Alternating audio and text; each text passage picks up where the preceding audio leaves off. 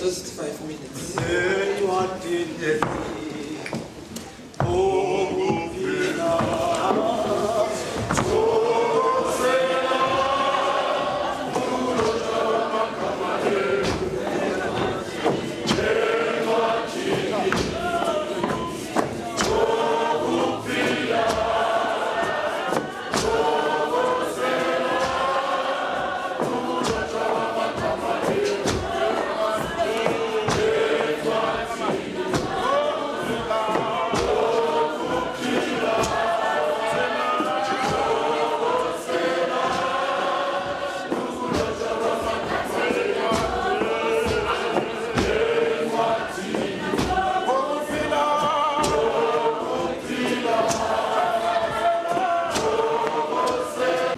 yokufa kaJesu nokubethela kwakhe. Angibonge ebusuku abaholi abasiphe ukudla. Ngiphinde ngibonge nakade besipha manje. Phela uyawuzwe uma umuntu engadlali izwi lenkosi kaNkosi. Ubibika kwala amagwele emlonyeni. Ubona ukuthi yomntana. Ayisephathi archbishop kunabaholi. Abathi babeka la. Ukuthi yena akasiboni isidingo sokudla izwi. Hallelujah. And ngoba izwi uma ulidla. Hallelujah. Ithi iBhayibheli ingamadoda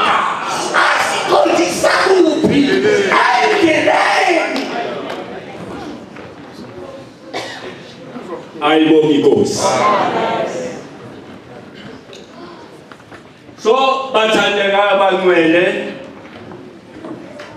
ngithe ibuhlungu ngoba ayisincane Archbishop inkonzo yokufa kaJesu.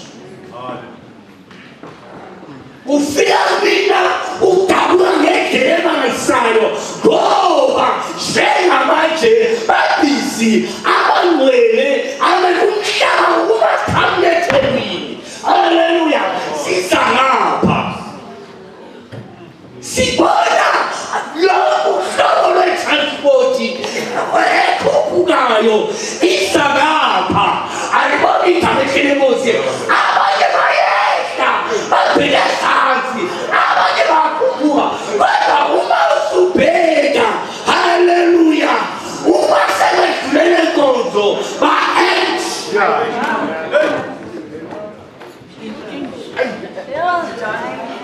Uma ungabuza la ukuthi ubakwazi ukukhuluma nabantu abangani,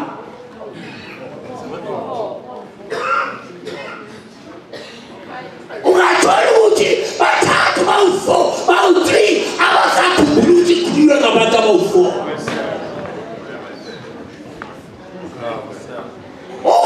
Ungase ubuze ukuthi umholi wethu manje ukhulume kanjani na. Haleluya. Ukhona abangasazi lokho. Angithi bona bazokwenza abebesenkonzweni. Haleluya. Bezwenziwa uGood Friday bazophuma be-energy. Haleluya. Sekuhlala phansi ngesikhathi sikhula bekuthi mase kuzodliwa isidlo senkosi singakadliwa bekusuka nje umama onezono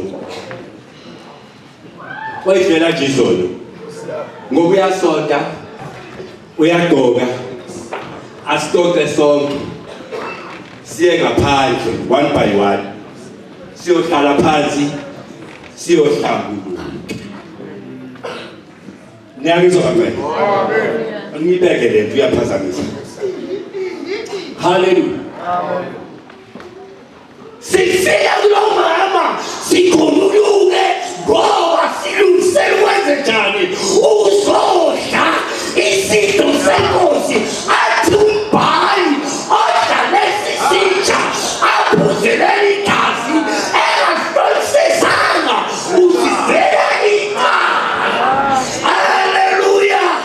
Lokulahlwa lo mama awuyele esitezela esikhotheni ngaphandle gogo usalekela yowasikhululuke. Haleluya. Amen. Kanti sikhululuka umuntu wrong naye zimbambile ezakubo yafika indoda yamadoda. Haleluya. Ngimthanda uJesu Archbishop noma ngene toilet uhlala uthi baba uyangazi uyangisuka sana sekhala uthi baba uyangazi lithi iBhayibheli uyehla azogeza azosuka zonke izinto zakho. Haleluya. Nokungangena ekamelweni ushiye uhlobo lomuntu uthi baba uyangazi. Haleluya. Awuthile usutshelile ayotshela umuntu mama athi hey ngiyambona uNtombela uke wafika kumina kanti unje. Haleluya. Ingakho sathola umlamuli owuKristu Jesu. Haleluya. Odla lesi sinkwa aphuzele igazi ngokungafani uyidlelisa. Haleluya. Amen. Sekuzodliwa manje. Awuhleki uthi mhlawumbe. Kwela abantu ngabathathu. Uzothatha lawa vele sithengile. Haleluya. Kodwa lithi iBhayibheli ayiboni inkosi. Munye umuntu madoda.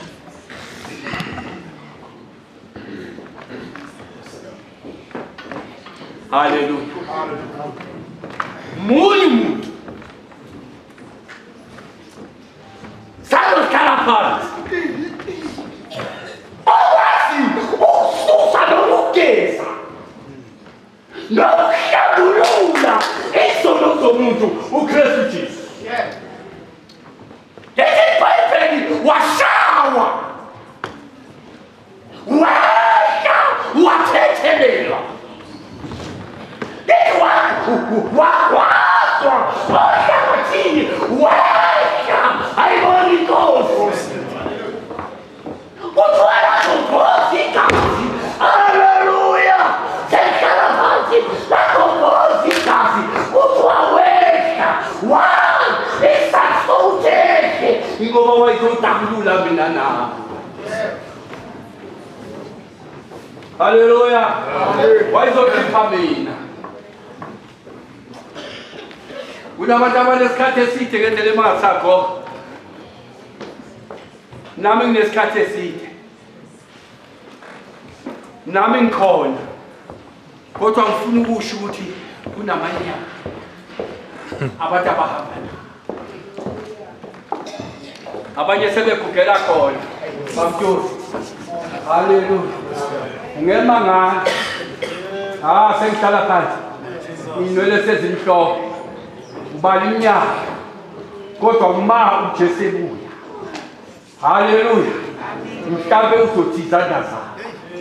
Haleluya. Mhlambe bayebuya. Athi uhambile bamthula isikhathi eside. Haleluya. Kodwa nezinto awuzenza. Haleluya. Bengabanyama. Awenza. Yakho isubilanisele nawe. Nawe. Ngoba abaningi. Ayuleli banya. Ngiyotiko. Bashwaya namanyana. Haleluya. Babephuma. Alibakikalela inkosi. Sinayisizwa. Sinayitombi. Sinawulama. Haleluya. Akuthi kakhulu ekushumayeleni. Kodwa uma sekuphunyiwe. Azasho bathi yazi nayo mama. Yazi nayo. Mayisekhuluma ngiyazi. Athi ngelungu usuku lokubuya kwaJesu. Ithi iBhayibheli uzobahlulela. Nabo bamntombela bajengathi. Haleluya. Ngifuna ukusho ukuthi inhloso yokubuya kwaJesu noma ukufa kwaJesu kwabe uzogeza thina sonke. Ugezekile mina. Mina ngiyandaba. Anadaba noma washumayela noma waphoka kusuke ekuseni zoshila. Vele kufanele ugwabe ngoba lihle naleli banga. Lihle. Amen. Vele ndakafunela umjongo lawo. Ngoba ngifuna ukuthi uyaziwa.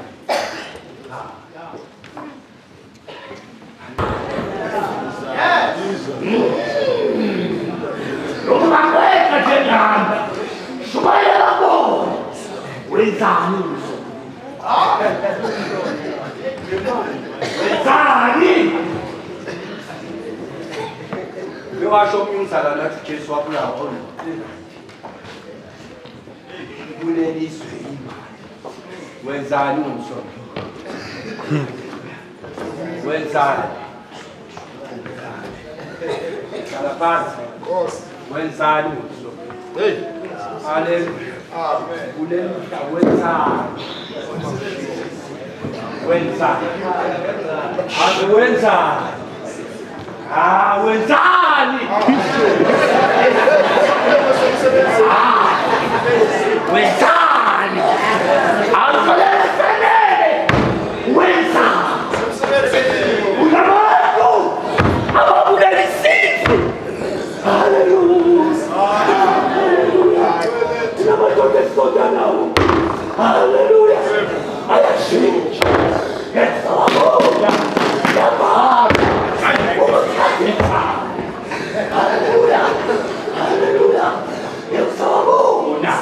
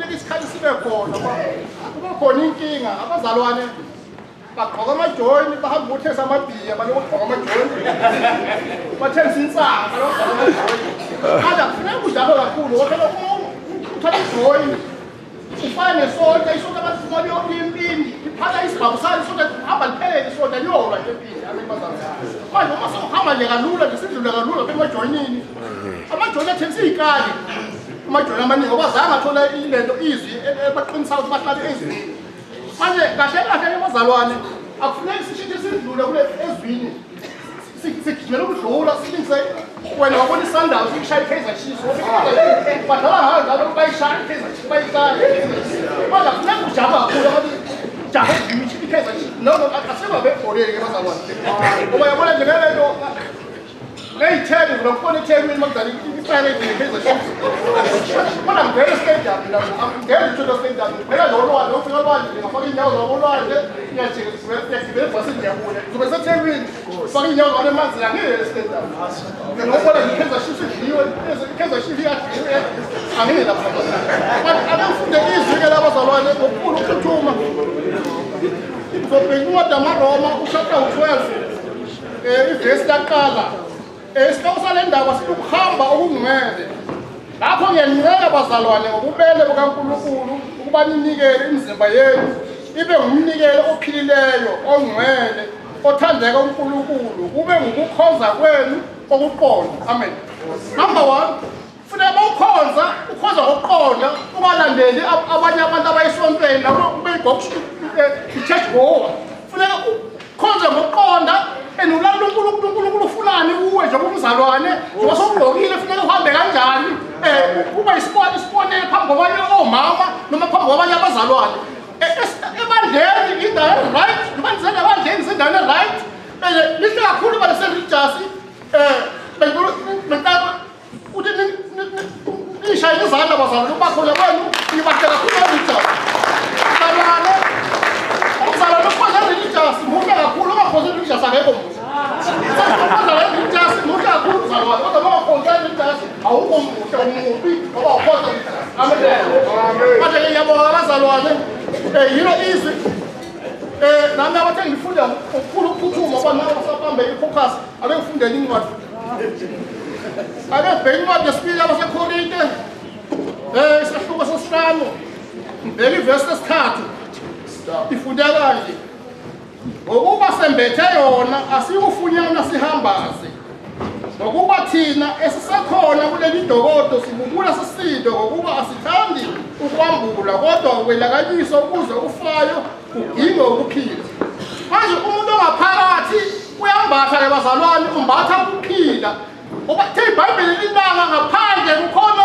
izinja nezifebe nabaphuza utshwala ngaphandle isho njalo ngaphandle manje abantu abaphume ngaphandle abangene ebandleni umuntu ngaphakathi useyive ngendlela emangathayo abazalwane umzalwane ongaphakathi abhezi namazinyo lonke kodwa ngaphandle kuphuma amazinyo ngaphandle amehla kahalingani nelimi kanjani kuvalekile bashaya abafana ngaphandle manje abazalwane amazwele abafana bashaya bosimbusiseka sisenkonzweni ke kaNkulunkulu siyabonga kuBishop nezikhulumi zonke siyabonga nje kakhulu ngibingelele ebandleni kaNkulunkulu komama bonke egameni likaJesu waseNazaretha amen ngibingelele nakugogo wethu udokotela wethu sibonge kakhulu gogo amen sibonge kakhulu inkonzo emini nabo mama bonke abakhulumile umlilo wezulu wehlile bomama kwathi ngithi kugogo kancane ngiphume nje kusize ngulo ngithi hey kukhona indoda ezwakalayo la TikTok ya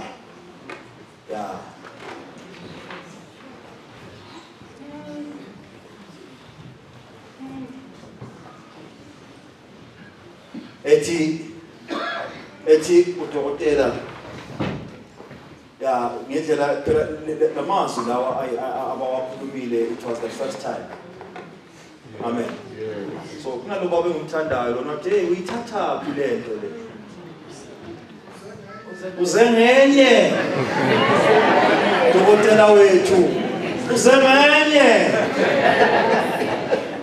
uyithathaphi Mahindra amen kodwa nje sibuseke kakhulu dokotela sibuseke kakhulu amazwi abomama nokukhula nje bomabami iglory ke singayithathi nathi njengoba nje ngibonga kanje iglory always goes iyakumdala wethu umsebenzi kaNkulunkulu ukwazi ukuguqula umuntu obengakwazi nokusho lutho kodwa uNkulunkulu amenze ukuthi kube khona okunesisindo akakwazi ukuthi abenze njani. Hallelujah. Manje masizongena ke esidlweni sikaNkulunkulu. Hallelujah. Kahle. uJesu umthetho wakhona uthi uyisinkwa sokuphila. Oh yes. That is why ke sikwazi ukuqhubeka noma sekunjena bazalwane. Isimo singavumi kodwa sinalento esitholayo esigejajayo ukuthi uJesu uyisinkwa sokuphila. Yebo lesi singakhonza kuthiwa lesi sithengwe eNDA. And uJesu yena ngowaseNazaretha. Hallelujah. Kodwa kunento abantu abangaunderstand these things ziyimifanekiso. Sidinga ukuthi ube nomqondo ojulile ube nendlebe kamoya so that you can understand ukuthi umthetho wakhona.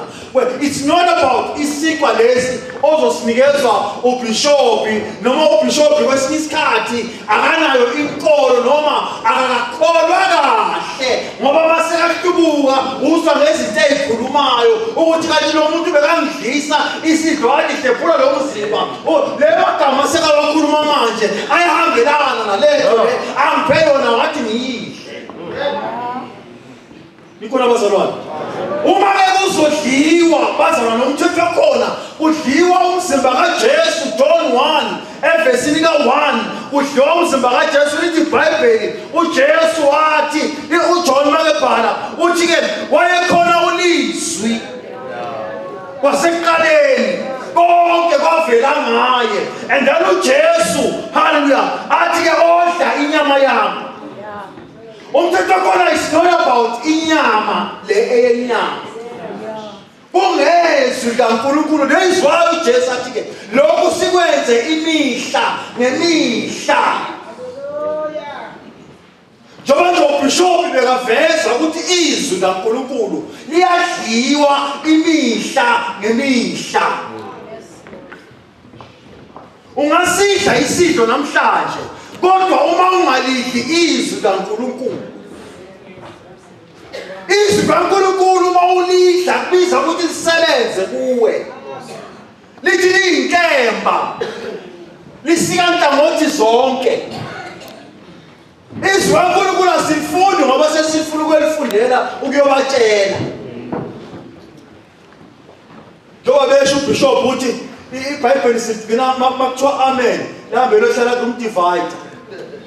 Kahle so elalela bazalwane angeke kusisize uquota sibize konke sibize konke ngiyaxolisa babukhosi ngiyaxolisa kurector ngiyaxolisa molwami ngenzela ukuthi abaningi bangathuswa ukuthi umoli lo ngibiziwe bazalwane kunyoko ophelile ngahlonishwa ngeziqu zokudokotela umoli lo usebandleni unenkonzo yokuthoba but they are running isikolo seBhayibheli. Unguraxie nodokotela haleluya ungurector le ngaphezulu le babethi bafuna ungihlonipha bambekele phezulu ngahala bathi no right la eqaleni ngasemnyama. So ngenzela ukuthi bazalwane it's not about the verses that esingakwazi ukuthi siziquote kodwa ungenxa yokuthi izwi kaNkulunkulu lisebenze kithi. And uJesu bafundi bakhe bangafunda ngabo abafundi kaJesu molwami uJesu bakezobanikeza umsebenzi athi hambani nenze izizwe ngezizwe abafundi bami labafundi bona bebazibona bangaqqualify bangabi ready ukuthi bangakwazi ukuthi bashumayele izwi kaNkulunkulu. Iproblem yokho siba intimidated ukuzoshumayela izwi kaNkulunkulu. You are not here ukuthi uzolalela izwi kaNkulunkulu ligcine kuwe ngaphakathi Yabona mangenzeka ukuthi impilo yakho iphele ungazange wazipha isithuba sokuphuma uyoshumayela izwi kaNkulunkulu uyoveza amandla kaNkulunkulu. Hallelujah. Izwi kaNkulunkulu is not about ukuthi uyistaka kangakanani. Kunabantu abamagagu bakhulumile la abamagagu yeka ukuthi bayakholwa kodwa uyabona ukuthi labantu nasolimini mthetho wakhona baphiwe. Thina abanye nje asiphiwanga olimini singabantu abanamalimi kodwa into ebalulekile ukuthi ke umlayezo kaNkulunkulu ivangeli siyalihambisa na. Izokulimaza lento enkolweni yokuthi usikhathalise nomunye umuntu. Kunabantu abake bakholelwe nje ukuthi mangazange ngakhuluma mina. Ukahlola nje program. Manje no program is not interested to be a real boss.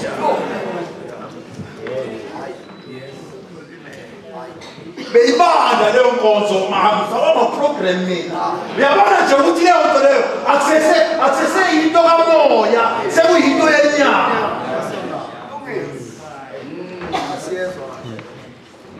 Ungaqala nje ube naleyo nkonzo ukuthi iprogram nje bekungasiyiyo wena ungekho. Obuyekenzeka ithuba lithola kuLwesihlanu ngomgqibela ke sivele ngoba uyazi ukuthi akakhulumile ngoLwesihlanu ngomgqibela ngeke asabe khona. Is done, is finished. Yena sekakhulumile akakwazi ukulalela umuntu.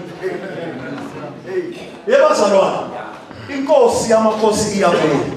Nesikhathi salezi zinto we need to understand bazalwane. uJesu waprofethwa incwadi kaIsaya. Lathi kuyoba khona umuntu nendlela ezohanjwa ngabangcwele. Hallelujah. That was the word of prophecy. Now, uJesu wafika. We came to reality kaJesu. Lena majuda namhlanje ayayiphika. Asalinde bona. Hallelujah. Basalinde umsindisi. Basalinde uMesaya namhlanje kwaJuda. Njengoba thina sesilinde the second coming, bona basalinde ubani?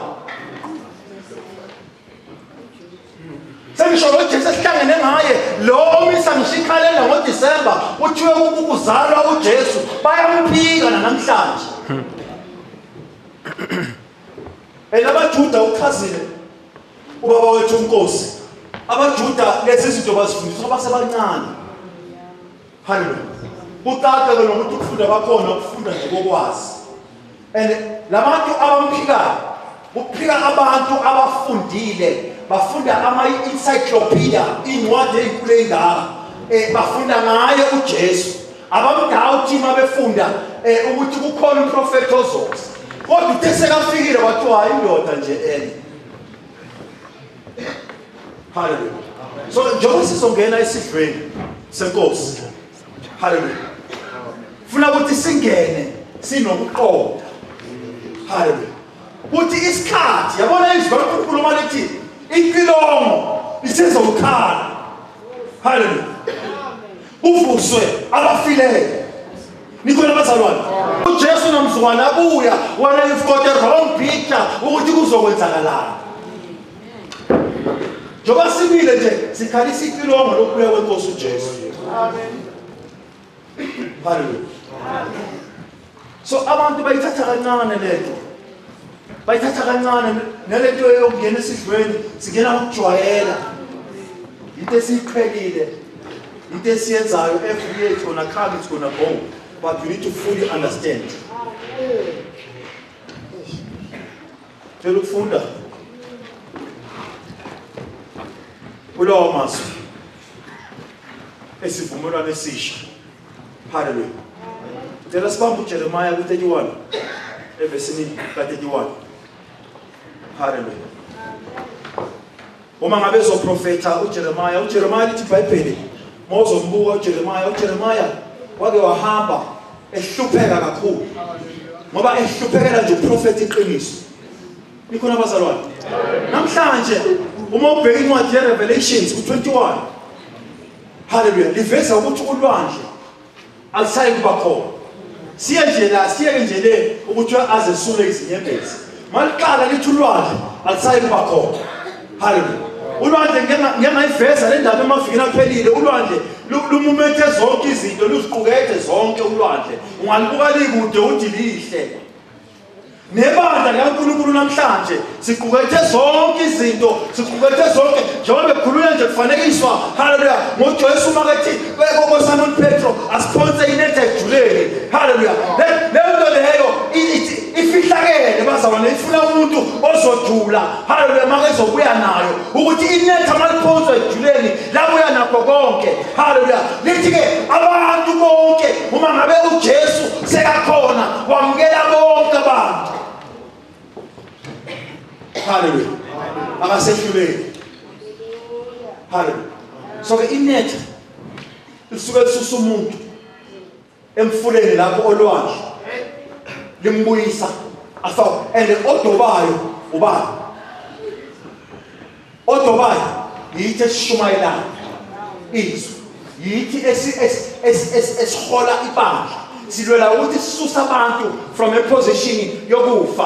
Hallelujah. Noma yezinto ezifihlakele abantu behlukane nezinto ezifihlakele isikhathi asisekho. Hallelujah. Hallelujah bazalwane. uJesu makebuya evuka ekufeni uthi bafundi bakhe hambani nibatshele siyohlangana kuphi.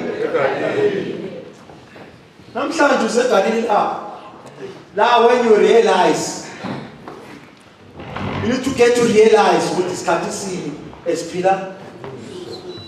Tell them often I have to look 31.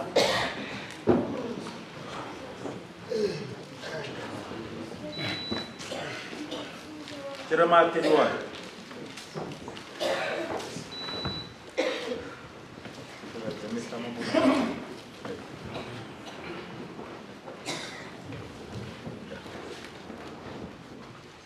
Jeremiah 31. Bheka izinsuku ziyeza usho uJehova lapho ngiyakwenza isivumelwano esisha nendlu kaIsrayeli nendlu kaJuda. 32. Kungenjengesivumelwano engasenzayo nawoyise mhlaba ngibabamba ngesandla ukubakhipha ezweni laseGibhithe. Isivumelwano sami abasaphula noma ngiyinkosi yabo usho uJehova. 33. Kepha yilesi esiyisivumelwano engizakusenza nendlu kaIsrayeli emva kwalezo zinsuku usho uJehova. Ngiyakufaka umthetho wami ezibilini zabo, ngiwulobe ezinhlizweni zabo, ngibe nguNkulunkulu wabo, bona babe ngabantu bami. Hallelujah. Umthetho kaNkulunkulu ulotshwa kuphi?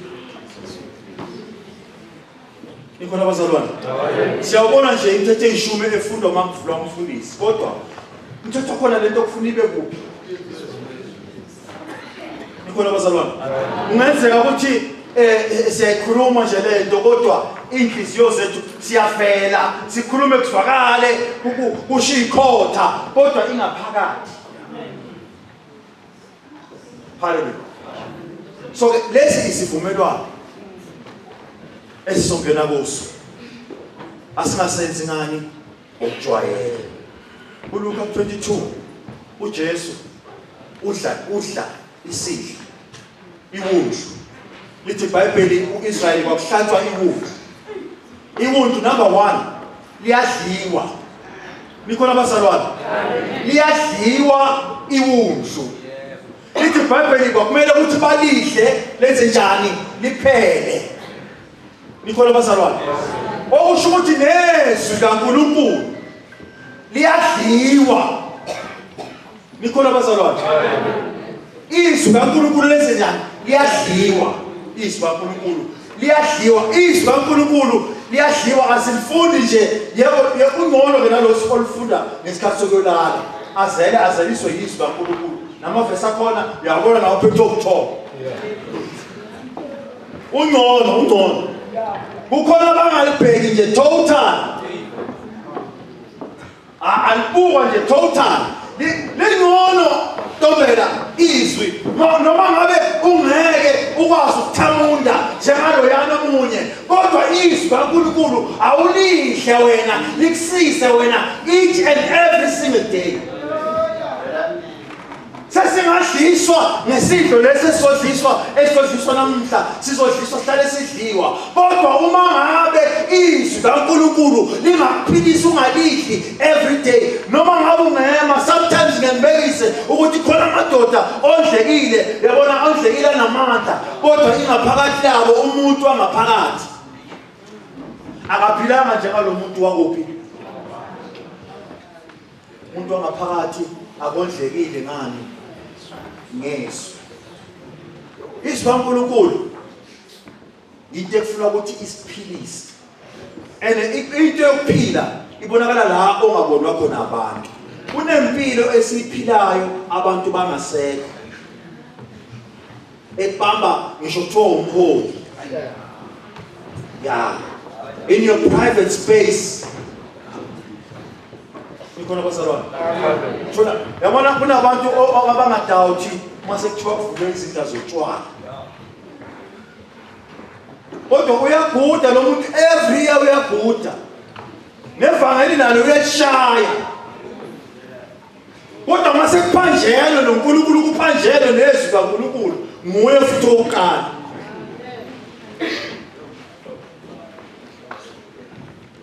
Yabona? Yeah. Nakama uyangikhaza namhlanje basho bathi uphu uzibandanyana. Bayakubuza isinawe. Maso sikhathi nevangeli uyalishumayela. Yebo uBishop Bushilo wathi ngcono ndlale bendaweni engcono emphephile. Kodwa kahle. Lebiza ukuthi lento le noma ngabe sowufike eliyahlupha umuntu othi enza izinto ezirong bese afuna ngakhulunywa ngazo. Hallelujah. Ngicela nje uku-officiate isidlo senkosi kulesi sikhathi samanje. Kuningi ekufuna ukuthi ngabe ngiyakhuluma. Uyabona uma siya kuJesu. uJesu ngimfanisa nentaba. Entabeni bazalwane khona zonke inhlobo zezilwane. Sengisho entabeni. Hallelujah. Intaba nje mawuthi uthandaza entabeni, ungahlangabezana nenyoka. Ungahlangabezana nayo yonke into. Nomoya engcwele utholakala kuphi? Nikona bazalwane. Now, ubiza ukuthi sihlukanise. There's a church. Within the church, kunamabandla awu-3. Esontweni elilodwa kunamabandla njani? Firstly, there's a church of betrayal. Kunebandla that betrays inkolo. Uyabona bakhuluma ngebandla that betrays inkolo. Uyabona bashumayela ukuthi hallelujah. Sex before marriage is a sin.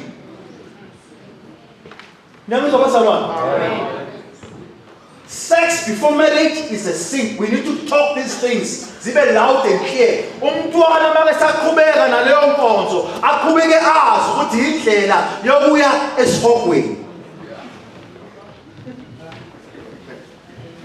Hallelujah. Yeah, amitakhulumela ukuthi ngithanda. Hallelujah. Konke sinjani? Isono siyisono, and into yesono masihlala nayo siphila nayo. Ngifuna ukuthi kubizwe bekufuna ukuthi kubizwe ialtar call la ukuthi yebo hambile inkolo impela sikubonile mhlambe bowuhlabelela mhlambe bowufutha dala ushumayela kodwa namhlanje bengazi ukuthi singabiza lokho kuthiwa ialtar call yokuthi uvume kahle baba uJesu uthi amaphasi angahambile impela kodwa namhla haya you are changing direction yempilo yakho awusaye kujisweni. You can only take a decision. Singakentertaina thina ushayela izandla sikentertaine uvumele phezulu babuNkosi kodwa uthetha khona uma ngabe iqiniso thina singakhulumanga. Hallelujah. Lithi iBhayibheli izono zalabo abazalwane ziyobe sizobalela kuphi? Kumele sikhulume indaba zibuhlungu zinje. Sisikhulume abantu babheke phansi. Sisikhuluma abantu bavuke lokuthoma.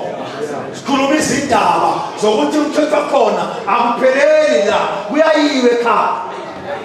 This might be your last opportunity yokuthi uguqule i-direction yempilo yakho awungabi nenkani. ngifuna ukuthi omunye bekumele ngabe ukhipha ifoni manje adelete inamba yomngani wakhe noma ye-boyfriend ayidelete. Ivamile kanti into yani bazalwane? Bengizosilalela nje ningagara nina. Ivangeli kahle kahle bekumela uthi ubuyele ekhaya ikarabhile ivangeli likuhlelembile ivangeli. Sikhuluma nje lento eyikhulumile umholi, sikhuluma nje logwayi wakho uphethe bekumele ngabe ukhipha ulahle phansi. I'm talking to somebody bazalwane. Hallelujah. Bekufuna ngabe uyakhipha manje. Inkosi wala ngaziyenza uphethe manje. Uthi umani wena khipha. Jesu alinza. Alintwe.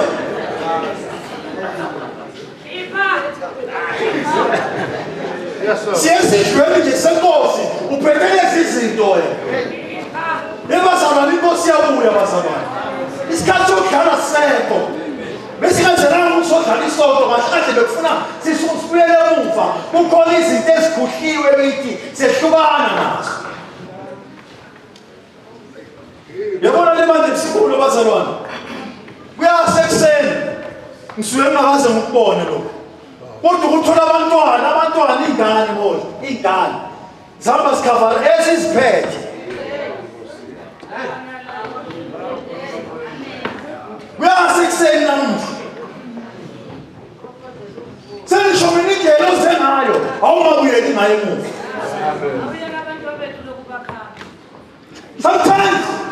Sometimes ngiyekela uhamba indlela ende kangaka uzobona i-boyfriend. Wasiyakhuluma nje uyangena ngapha uphuma ngapha ubishop uyakhuluma ungena ngapha uphuma ngapha bayakhuluma abaholi ungena ngapha uphuma ngapha ngabani boyfriend.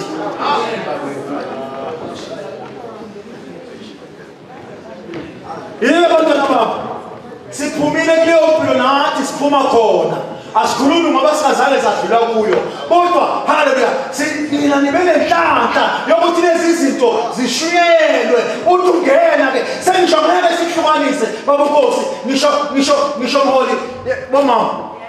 Ubaba mangabe ejola ayikho into ongayenza ukumhlukanisa nalomjolo.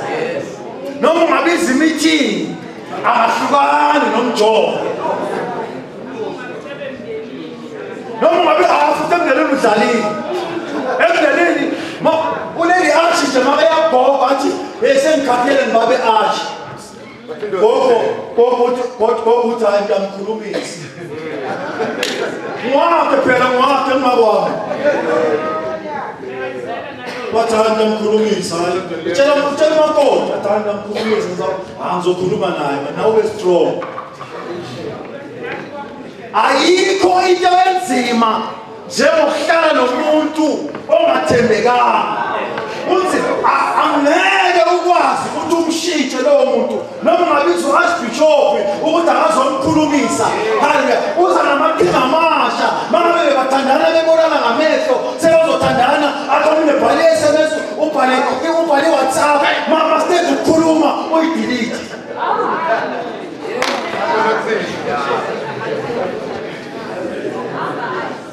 Hallelujah. Kodwa siyadliwa izinto senkosi. Nevangeli liyasho. Izinto lezi bazalwane ziyazenziwa abantu belishumayela ivangeli. Ngcono nomuntu nami ngiphuma kwami ukungcola. Nami ngalanda kwelami lodeba. Nami ngenzela umusa ngelinye lamalanga. Angifani kunobaba ongasekho la kwamaphala. Owathi akasazi nje isono. Hallelujah. Akasazi isono ene mawulandela vele impilo yakhe. Kude vele. Mina okwabo wasemuva mangakulandela ungazibuza ukuthi nguye lo bishop lo sengisho mangalanda lesi sisemuva ayinento leyo bamhlaba ayifuneki ukuthi ngilimite ukuthi ngiveze iqiniso lokuthi umthetho khona into esimele ukuthi kuyayiwe ekhaya.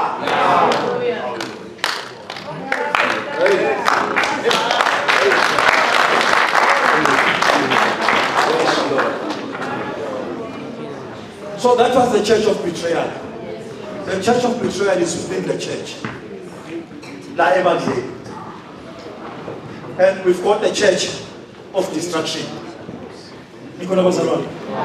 Church of destruction. Unabantu thina masothi usilisiwe.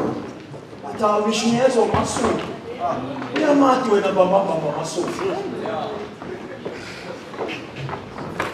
Kunabantu mholo wami abazaziyo indaba zakho. Amen. Bamabheke. Abazaziyo ukuthi wena ukhuluma indaba ekumele sibaphilise. Bona bafundisa abantu babutombela ukuthi ungababoni nje utombela bekhuluma. Yeah. Abandaba zakudala usahamba nawe la iGoli. Yeah. Na usakhulisa insizwa. Wazi awumazi wena waziwa yini? Yes. Awumazi waziwa yini mthatha? Hallelujah. That's the church of destruction within the church. We need the church of salvation, Amen. We need the church of salvation. Hallelujah. Ibandla lokusindiswa. Ibandla ehlukanayo nesono. Ibandla elahlekelwa izinto zalo ebezibalekela kuPaul. Nonke ngakushayidipha ngenxa yomazi uKristu. Njengoba usahamba nazo kanje uhamba nazo aziphume manje aziphume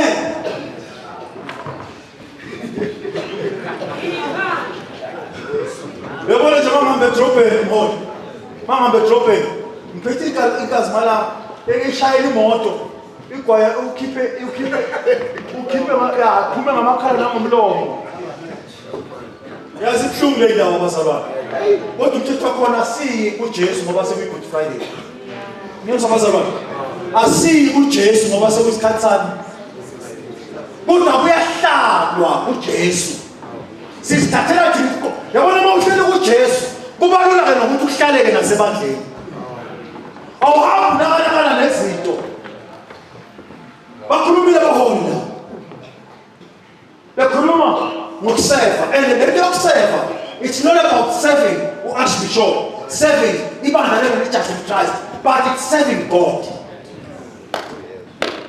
Once you understand how to serve uNkulunkulu with a purpose, serve uNkulunkulu with diligence,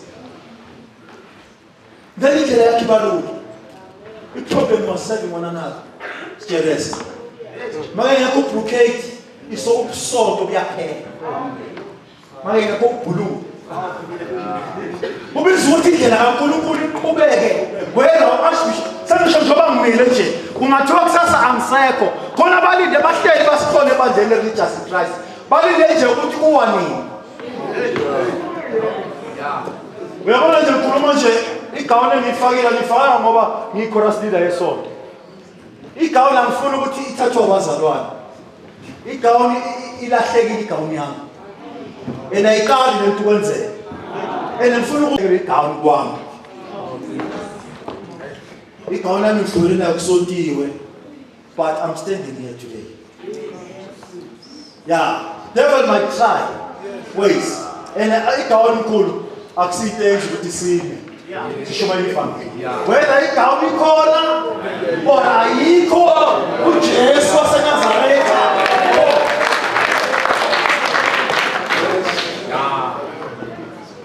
Phela sometimes omunye ngaba nesikhathi nje sokuthi akube nezinto ahamba ibuya ngethi inyanga ziyathumela ukuthi noma uthola into so lezi zinto bazobe zisebenzela for isikhathi esincane. Sengisho nomuntu ohamba njengoba namhlanje sesiphila emhlabeni la abantu beqiwa khona kukhishwa imino kukhishwa yonke lento kuqiwe emzimbeni yabantu abanye simile siyashumayela nje kunezinto eziqiyiwe. Yeah, mama spetana chobanda mpo. Kanti umuntu ushisa nje, ushisa shi. Ukhona izinto.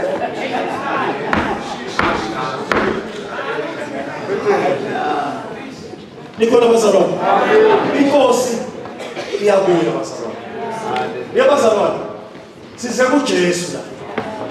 asikakezi omunye mangabe khonza nje ukuthi uze sizogwaba kuzoba mnandi yabona this Good Friday angishayeke nje manje sekusegcineni manje sekumele ngizokhuluma ngathi nakudala ukuthi singene enkonzweni yephasika yabona sengijwayele ukungena ngicindezelekile kuneyinto eziningi kuyakhathaza yabona ungazami nokuthi ungathi mina nje mangathiwa kuyakathala nogogo angengiqale ngithi ngivula isonto iyakhathaza uthi ufundile uthi ujulile uzodeliver vele kwehle ingwadla engaka yena uthi ngene ephasika entshwala Bishop Gulum Bishop Ulimele ukulimala kwami angilimali ngaphandle phela nginyazwa yibo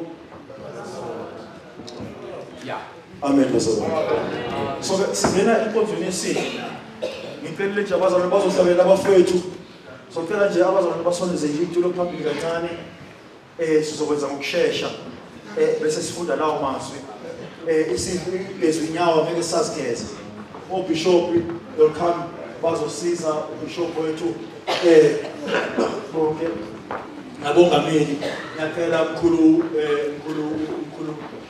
umlojo ngiyacela bongameli babuhlapho ngiyacela sizosiza ukuthi ibandla likaNkulunkulu lisecela ukuthi ikhuleke nami ngikhulekele isidlo esenkosi abazalwane besathobile nje abazalwane besathobile sivula amehlo abafowethu bese bayahlabelela itulo nje sivule singenze umsindo omningi itulo nje sivule la ngaphakathi sokuthi abaholi bazokwazi ukuhamba sesizwe sikaNkulunkulu sivulela amehlo egameni kaJesu Kristu waseNazaretha moyo oyingcwele nanti ibandla lakho mesoyito namandla nawo umzimba wakho mesoyito namandla uthi izwi lakho wahleshulelwa thina mesoyitolo namandla igazi lakho elapha lesiphambanweni mesoyitole labonakala mesoyitolo namandla lasendodeni eyayithendile ukuthi umhlaba inxeba yabonakala isindiswa nayo haleluya amehla ayavuleka uNkulunkulu namandla namhla Jehova namandla impilo zabantwana bakho usengawenza umehlo yebo bahleli bayiphila impilo abayiphilayo kodwa namhla bayithathele isinqumo sokungena esivumelwaneni nawe nothi nebandla le-Church in Christ kodwa bangena esivumelwaneni nawe ukuthi basahleli ebuJeswini basahleli emzimbeni wakho uNkulunkulu namandla wezulu umqalisi ngomphelelisi mesoyikho namandla lena inkonzo mesoyikho sibeke esandleni sakho ngegama nangegazi lomfowethu uJesu Kristu waseNazaretha ube phakathi nathi amen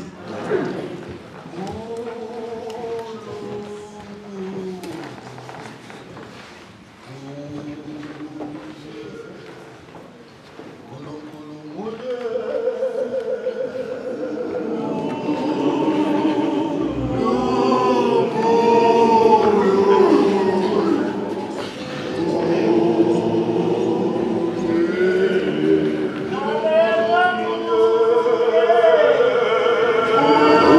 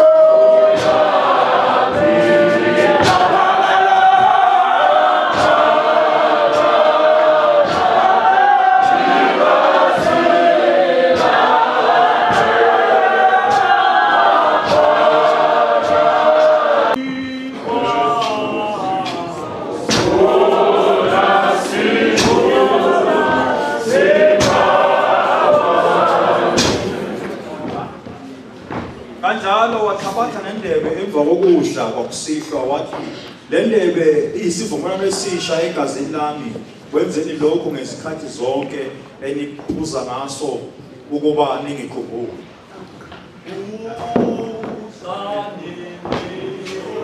Amen.